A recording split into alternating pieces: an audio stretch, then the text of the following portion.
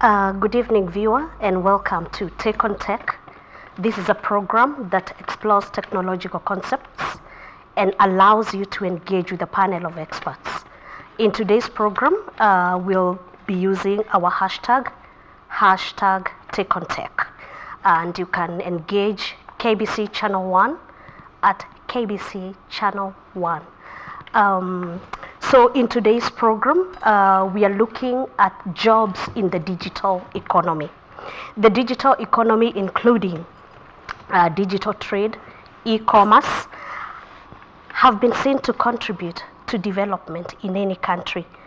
And this is because they expand job opportunities, they are seen to expand market access, they are also seen to contribute to issues of taxation. In today's program, Jobs in the Digital Economy, we have a panel of experts with us, and I'm going to introduce them. From the far end, we have Frida Mwangi. Frida Mwangi is the Secretary of Online Professional Workers Association of Kenya, right? Yes. Karibu, Frida. Thank you. Next, we have Michael Onyango, who is not a stranger to this program.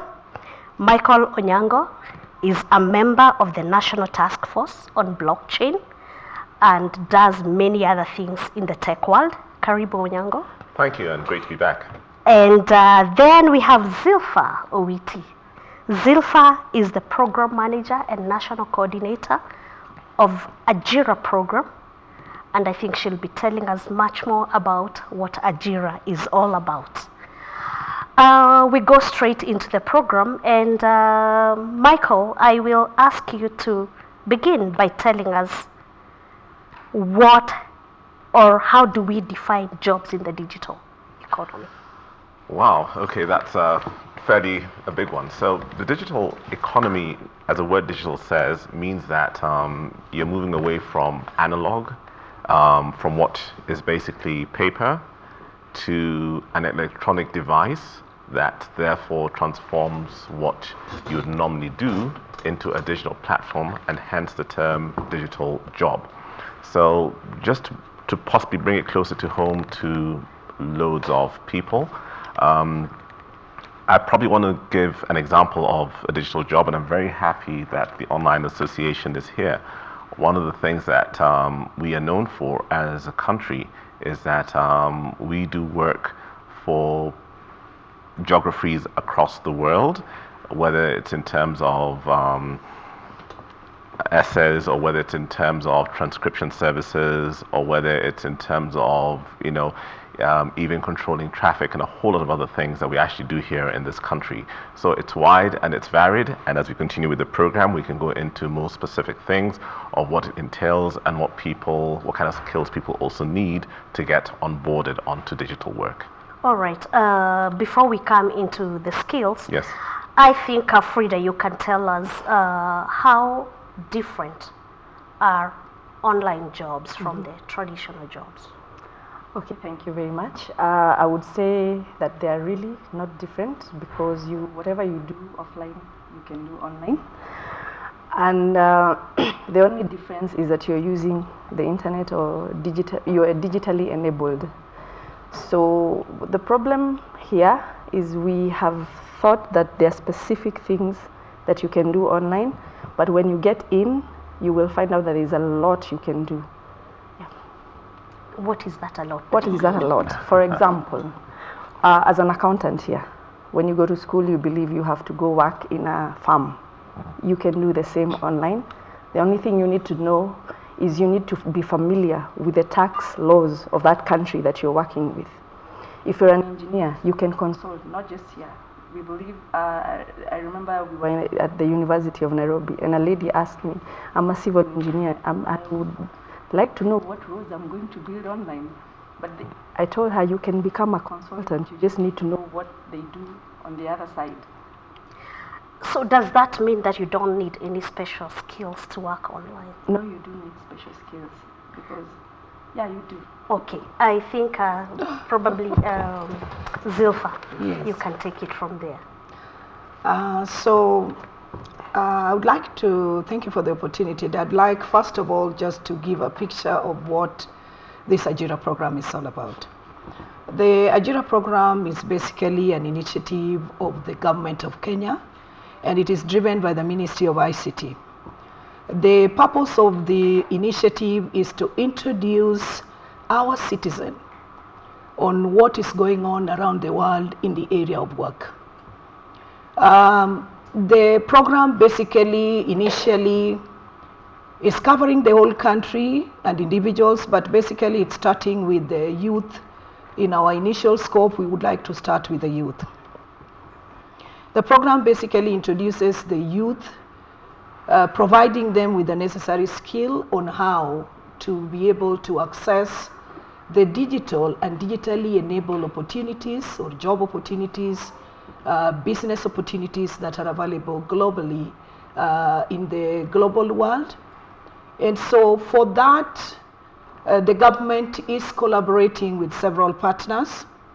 We are collaborating with the platform partners, both locally and internationally, the platform partners that have jobs. And we are also collaborating with the local partners to see how we can grow the ecosystem. We are also in the area of ensuring that our citizens have the right skills to access these opportunities. We are collaborating with our partners locally in the universities, the TVETs, and also we would like to ensure that any other person that is able to provide the necessary skill is brought into the ecosystem to support the government to accelerate the pace of this initiative. Okay, Zilpher. Yes. There's a term you keep repeating, skills. In every sentence there's skills. What are these skills that are necessary for anyone to penetrate jobs in this digital economy?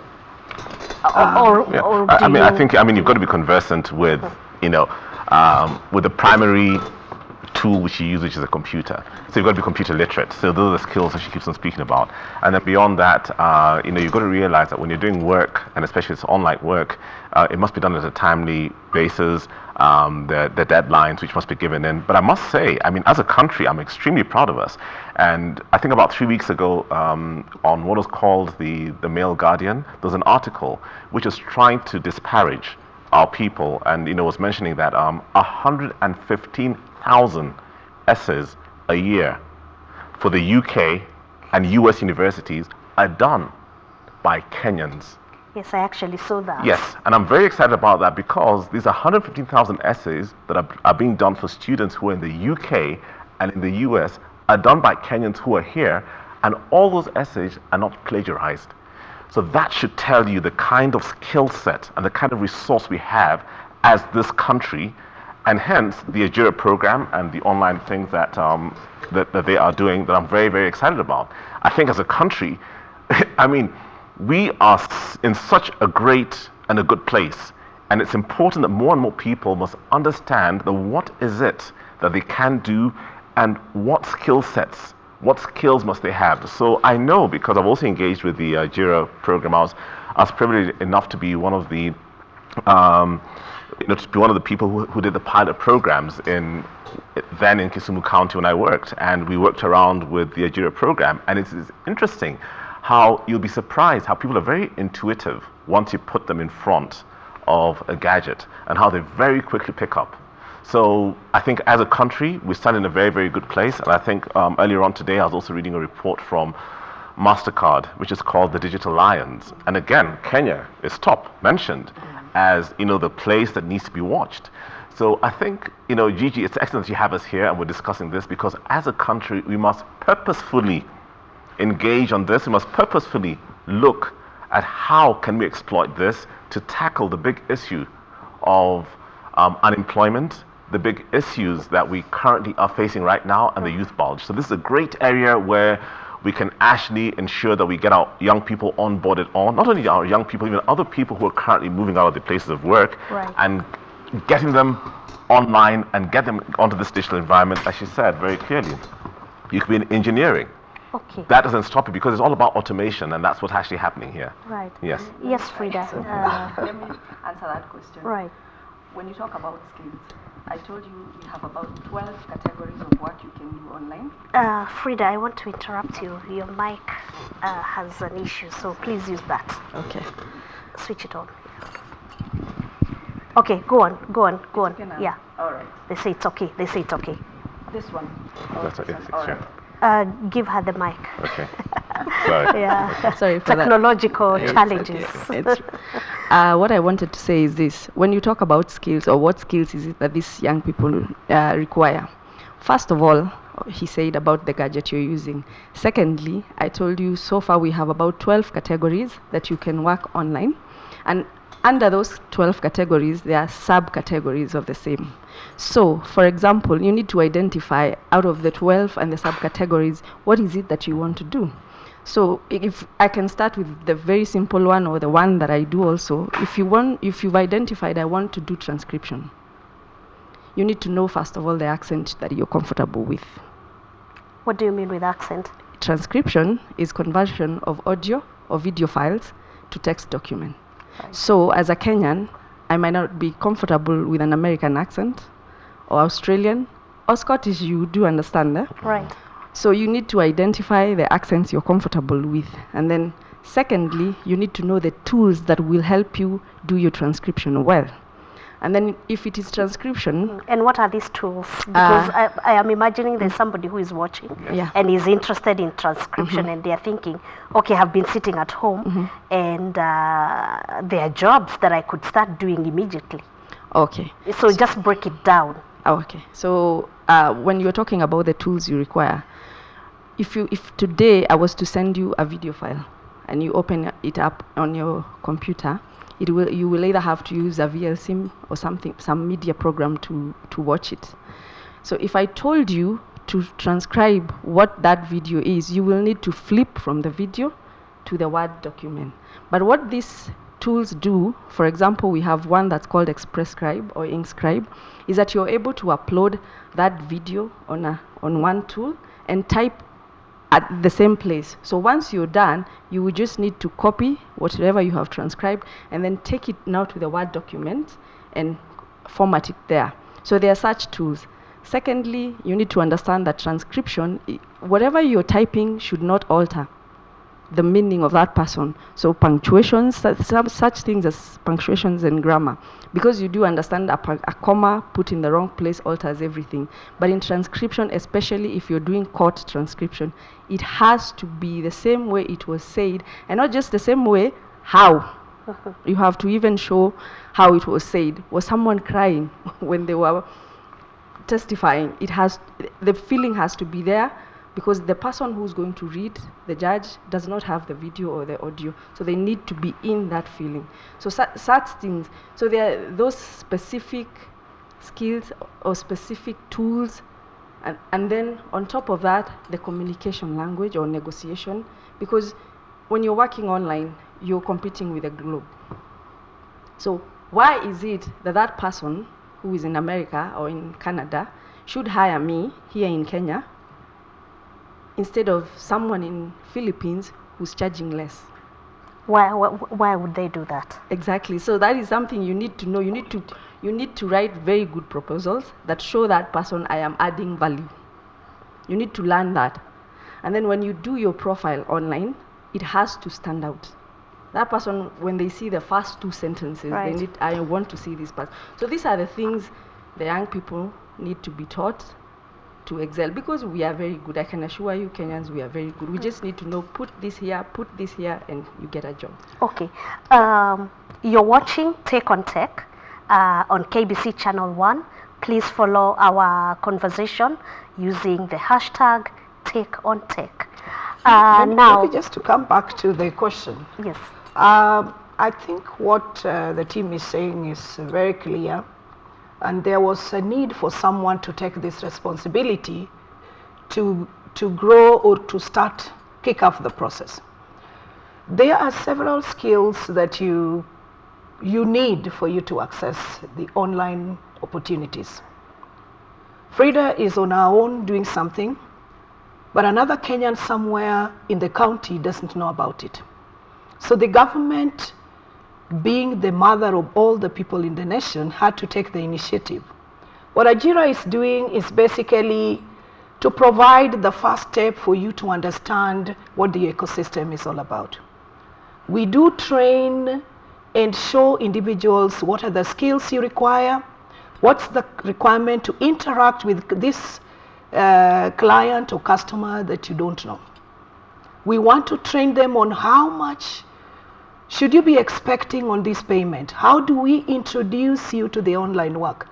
This is like any other ordinary work, but you are not seeing your client. So we train you on the basics. How do you access online? Which platforms should you use? How secure are these platforms?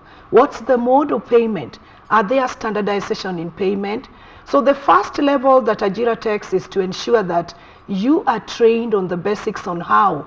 And in order to do that, we use illustrations in terms of the worldwide jobs that are available, which is basically transcription. We use data entry to give people the comfort that this can be done by anyone. The virtual assistant, all this we do. That doesn't mean that these are the only things we do. We make you go further to now say, what have I done at the university? I did history at the university, so what's the online for me? You go ahead and find out, I've got the skills, yes, how much can I access? I've done architecture. How much designs can I do online? So the online work is divided into low level and high end level. So the high end means you can be able to earn more money, but you have to start somewhere. All right. Now, the Ajira is trying to introduce that, and the best way now is to say, what are we doing therefore to ensure that the universities are having these skills? We are trying as a government now to break down the jobs into sectors. How many sectors do we have in the economy? How do we then break agriculture into horticulture so that even if I've done agriculture, I can jumble in between? If I have not gotten my white-collar job, I can still do horticultural jobs online. So basically, the pieces of tasks that I can do in a particular sector, we are breaking them together with the skills, merging those two so that you can access different types of jobs within your area. Okay, somebody, oh, I have lost them. Sorry, I'm sorry. Yeah, somebody was asking about. I will look for the question on Twitter, but I think we can still go on. And thank you very much, Zilpher, for saying that. I think there's an issue that has come up. Automation, is it a threat to the traditional jobs? And no, it is not. And I always give. And in fact, let me give you a real live example that is very specific to this country. So a couple of years ago, when M-Pesa started. I know that there's banks shut about 25 different branches around the country. And I know somebody who's watching this saying, aha, you see, I told you it's a threat. So I think about 25,000 people lost their jobs because of M-Pesa came in. But guess what happened? As the 25,000 people lost their jobs, 70,000 new jobs were created. And these were created right across the country, right into your villages. So it doesn't. Automation actually creates a whole bunch of new jobs, and there's so many side effects that happen that you may not see straight away. Right.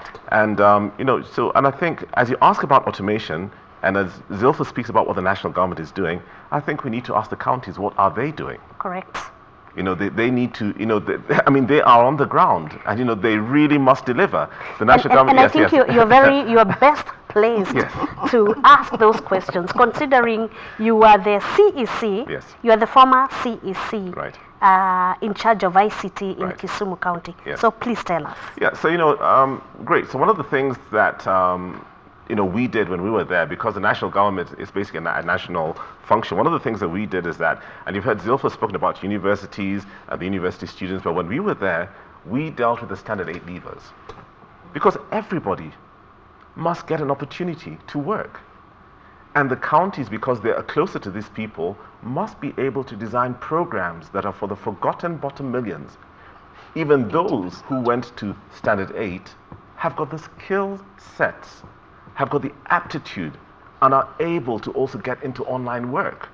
And I haven't yet heard, and I do not know about. In fact, I think the only county that I do know, and I stand to be corrected if I'm wrong, is actually Kakamega County, which has got the Kakamega, the K-Hub, they call it the Kakamega Innovation Hub, which is trying to do something, but everybody else is silent.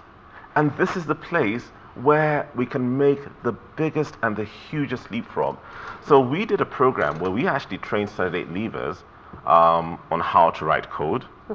And we were actually able to train people who you'd ordinarily think that because they never went past Standard 8 do not have the ability to learn. In fact, the most interesting thing is that the true innovation and the true changes and the new jobs and the new industries will come far much more out of the so-called Standard 8 leavers who are in the villages because, luckily enough, they have not been exposed and they've not been roped into a way of straitjacket, and this is how things think and this is how things look like. Right. Yes.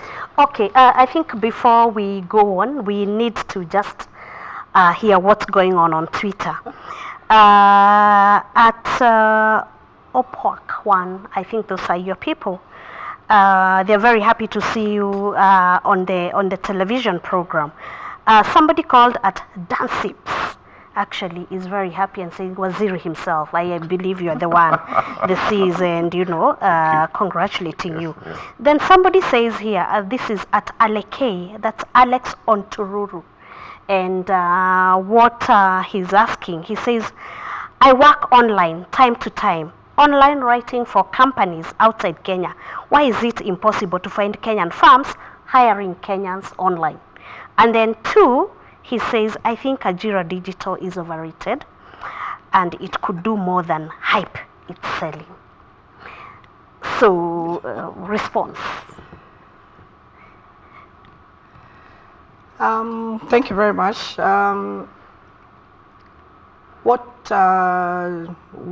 want to appreciate what they are talking about in terms of why are the companies in Kenya not able to provide these jobs.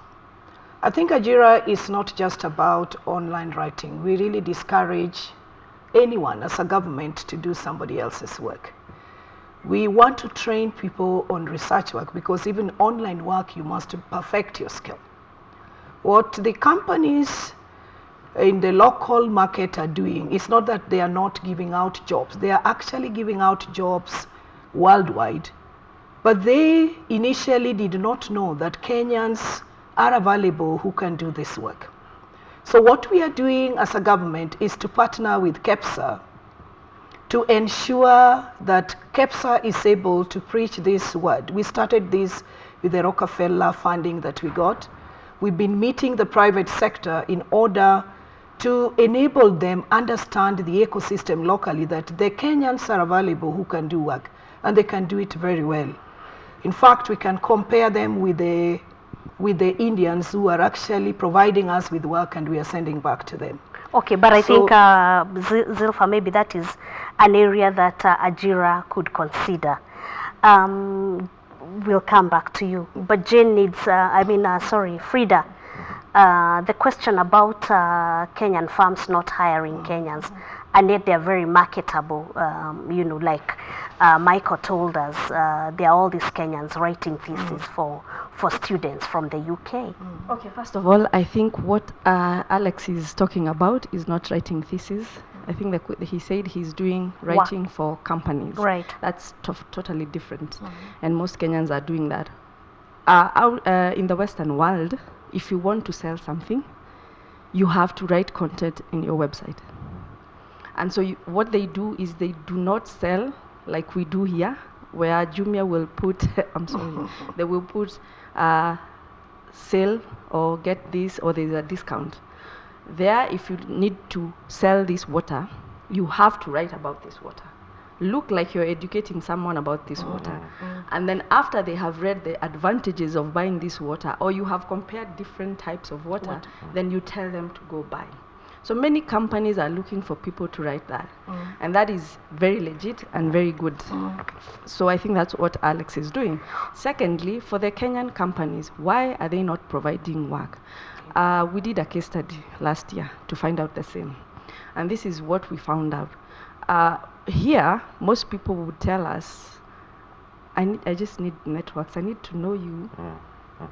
for you to sell, for you to, if I have a catering company, if I know you, then Zilpher will come and tell me, I was told by you.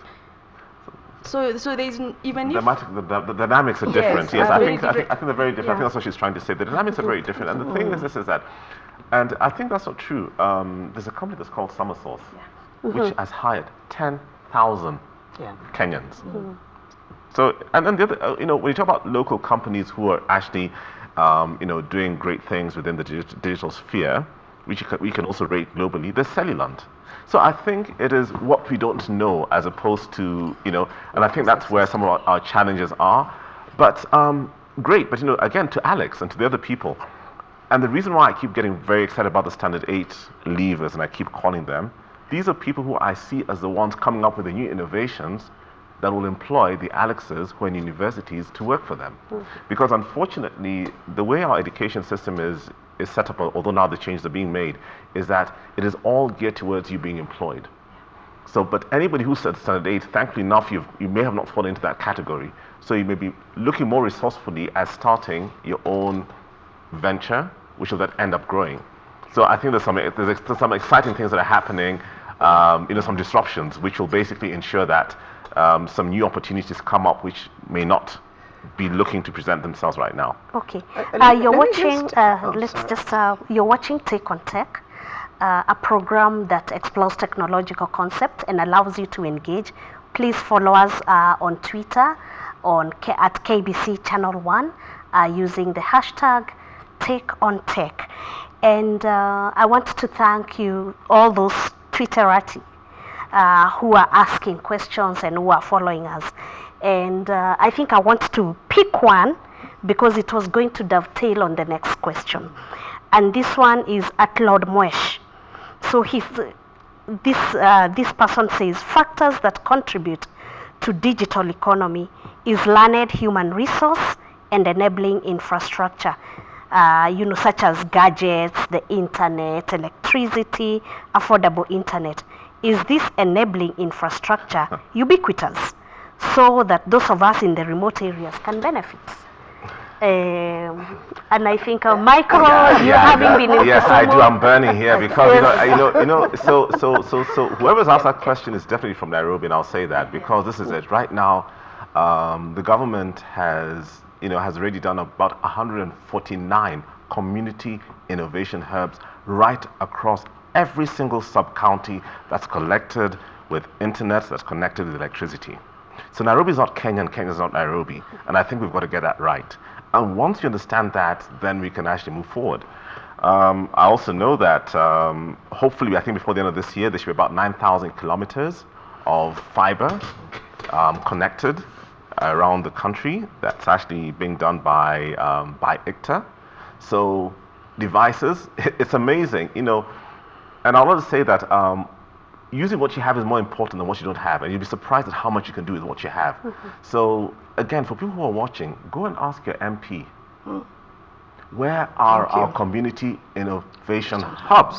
Because each MP is meant to be setting up 4 in the constituency. Yes. So if whichever constituency you are, ask your MP right now, tell us where are our community innovation hubs, because the money was allocated within their budgets, and what have they done with it? Why don't you have online work? Why don't you have access to these things that you're asking about where you're at without moving from where you're at to a major town?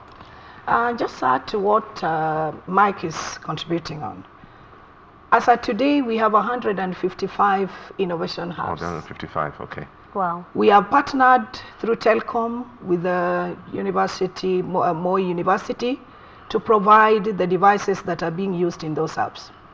For instance, if you go to just nearby here, Kamkunji, the center is literally empty because youths are not going there. And we keep advertising. We train there like every week. And it is staffed with devices that were provided by the government. Sorry, let me just interrupt. You'll come back. You'll come back to that. There is a center at Kamkunji. There is that has very low participation from the youth around the area. She says empty. Yes, actually empty. Actually, we do Weekly we are there. The internet is full. The government has even created a place where they are able to monitor the usage of this internet by the citizen. And the centers are there. Most of them are, for example, like Kamkunji, the MP is literally looking for youths to be there. If you go to Limuru, a center is there, empty. And we are looking for youths. We keep advertising to them when we are training. Please visit the 155 centers. 2, the government has provided about 63 libraries with full internet provided by CA and devices. The Ministry of Youth has 152 centers, which were done a year back. Today we are revamping them. They are available for use. I think I want to throw that to Frida. You know, what is the problem here? If there are all these centers and we know that they have the infrastructure that is necessary to allow people to go and engage online, what's happening? Is it that maybe the advertising is wrong, or was the conceptualization maybe it never involved there was no public what's the problem? I think from where I stand, I think maybe the information is not down. Getting down to the people. But I have no correct answer for that one. The second thing I would say is the youth of today, the mindset. Most of the time when you talk about online work, they think about getting rich tomorrow. So if they come and I train them on transcription, and they have to go through the process of mentorship, and then they have to go through the process of finding their own work or sourcing their own work, they will say, this is a scam.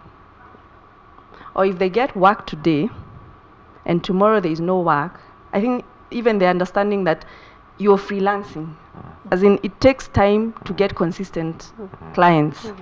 So most, and again, there are MLMs around, like AIM Global and Global Fortunes. What is MLMs? Yes. Okay. Learning management systems. Okay, learning management systems. Okay. Just break down the acronyms. Okay. So this is the one where I have to recruit you so that I can earn. Like multi-level? Yes, is it a multi-level marketing? Yes. Yeah. So most people will always think when you talk about online work, that is what you're talking about. So there's bottom line information. You know, Gigi, I think there's, it's very sad to hear these things, but again, there needs to be more coordination, and I think here, again, I want to talk about the counties. The counties are not doing their part. They're just failing. That's right. They're totally failing. Okay. Because they need to connect. I mean, all these resources on the ground, it's not a competition, it's complementary. So they need to show up, they need to be present, and they need to ensure that, people actually know about these things. But then I also must say, youths. We have a youth which I call them the microwave generation.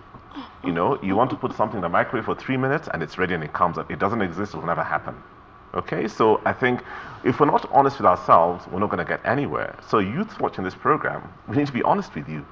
It is impossible. And it's not going to work. And, and sadly enough, I mean, I must say that also, it's not that, if you look at our newspapers and you see what our role models are, people who, the other day had nothing and then tomorrow they have everything. I'm not surprised that our youth also want to go in the same direction, but that is very short-lived. Right. So I think we know we have a challenge, we know we have a problem, but we know we have resources. We need to quickly, I think, come together and address some of these things and see what it is that we can do around them. Okay. The Ajira program seems to be getting a lot of questions online. And I'll just pick maybe one or two. One is a comment, and it says, I think even for Frida, Kenyans should not just do the low-level digital jobs. They can also expand into the high-tech digital economy, the vision of Silicon Valley. Then somebody asks, this is at Joe Fresh, and the person wants to know, what is the percentage of growth of individuals who have got jobs from inception? Is the Ajira digital an area that appeals to the public? And I can tell you there are many other questions, but I'm just picking a few, which means then that this program has generated, is generating a lot of interest. And before Zilpher answers, we are watching Take on Tech, a program that explores technological concepts, allows you to engage with a panel of experts. And today we are discussing jobs in the digital economy. Please follow us on Twitter using the hashtag TakeOnTech. Zilpher. Could you just repeat the question so that we are clear? There was a comment? There was a comment. Question. Yes, there was a comment. So you want the question? Yes. So this person goes by the name Joe Fresh. And they're asking, what is the percentage of growth of individuals who have got jobs from inception? Is the Ajira digital an area that appeals to the public? Thank you, Joe. Thank you very much for the question. Since inception, in terms of jobs, I want us to look at it this way. When we train in the university, we give you the knowledge at the university. You then move along and get a job as an accountant. We may not have an accountability on you, on what you do, the amount of money you're earning and all that. Similarly, the gig economy works that way. What the government is doing is actually to give you a fast pace. Since inception, the number of people that we have actually, we can confidently be able to say that since 2013, the research that was done by the World Bank indicated that they were, in Upwork alone, about 40,000 Kenyans were working online. Between that time up to today, we have grown. And according to the research carried out in February, we have 638,000 individuals who are working both in the digital and digitally enabled jobs. This includes the gig economy. Ajira is appealing to everyone because then it would have not created the interest we have today. What we are doing, basically, I can say the scaling, we are creating, giving the information on where this is available. We are giving you the right information, and then you need to take the initiative to try what the government is doing. But in reality, a lot of jobs, people are working online. We are now creating systems on how we can track the information. For example, I'd like to render this and combine it with the automation that you've just mentioned. If you look at somebody who is in the creative sector, I'm singing in Mombasa, I have a talent on different things. Where were these people before? Currently, if you look at many, we have about in Kenya 71 platforms that are doing freelancing or doing jobs, providing a platform for freelancing. Some of these platforms are doing the construction work. The reason this program is getting traction and somebody else who is sitting somewhere should be running with us, look at iBuild. It's a company that deals with construction work. Look at Links. All these fundis are getting jobs. So it means we are getting traction. Okay. The creative industry, the film. There are platforms that are giving you an opportunity to put all your songs. And if we want a wedding, we can easily go to the platform and choose the persons we want. Okay. So it's getting traction, and we just need, as Kenyans, to understand that nothing grows in one day. We have to move and scale at a pace. Yes, Frida, actually, I wanted to come to you, and before you even comment, there's somebody on Twitter who says, Atsi Maundu says, people have a tendency to confuse online jobs with multi-level marketing. I think that's just a comment. You may want to contribute to that. Then, and I don't know if we will have time to answer this, but at Lord Mwesh wants to know, should people working online pay taxes? Okay. But let us have Frida first respond to that, because in the interest of time, we'll see what is doable. And I know, Michael, you also wanted to contribute. Sure. So there was a comment about we don't have to do the low-level entry jobs. Right. But this is the situation here right now. If today I'm from just cleared class 8 or from 4 or the university, and I'm looking to become a web developer, who's going to train me? If I go to Moringa, I have to pay about 40,000 or 100 and something. So what Kenyans do, because we are very good at getting it happen, is you start with a low level. And when I start there, I will learn what gives me more money, find how I'm going to train, either by myself, by self-teaching, and then get there. People are moving from those low levels to the skills that are relevant for the future. So that is happening. The only problem is, I wish there were, if I woke up today and I wanted to become a data scientist, there's somewhere I can go and get to, but I'm sure that is going to happen. The other comment on MLM is what I just said before. When you talk to the young people, they think online work is aim global. Online work is global fortunes. It is very different. Online work is where you have a client contracting you to do a specific task for them. You don't have to recruit someone so that you can earn money. Okay. I think, Gigi, I want to very quickly give hope to people, since, because, we need to put a face to some of these things. So there's a young man called Bravin, who has actually, I only met him about a month ago physically, and I'm in a similar WhatsApp group with him. This young man has schooled his whole life in rural Kenya, went to Machakos University. When he graduated, through the articles that I was sharing, he found out that his job, which is accounting, is being taken over by automation and digitization. The man quickly transitioned. This young man, he's only 23 years old, quickly transitioned, self-taught himself, data analytics, and right now works from home in Mulolongo. One person. Another young man, his name is Koech. He's in school in Mombasa, in a university. And guess what? Because of things that he has learned and that I've been sharing with him, he's currently working online as he is in campus and earning an income. So I have putting names and faces to these things so that we can stop this thing of having excuses that who's doing this, does it work, does it exist? It exists and it's there. And there are many people who are doing it. Because of time, I've just mentioned 2 people. Right. I could go on and on and on. Right. But look here, Frida, this is an outcome of Ajira. Yes. Yeah. From Frida going in 2017 learning, Frida then chose the line of transcription. Frida has a website. Frida has formed a company. Last year, 8 of them, the government moved them to the next level to be entrepreneurs. Each of them have companies. Today, they have formed a professional association for online workers. So we are doing a scale. I think what we need is, I agree that maybe the information is not trickling down, but we'd like all Kenyans to partner with us. And that's the reason we are moving as a government to the universities.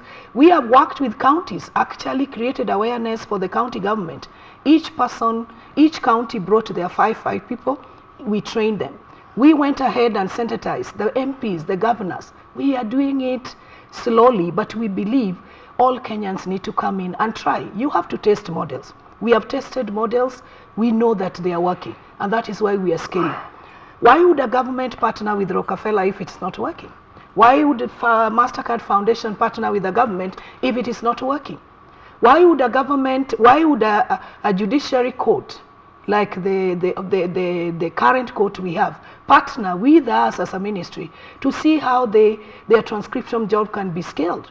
Why would MasterCard put money on such a venture?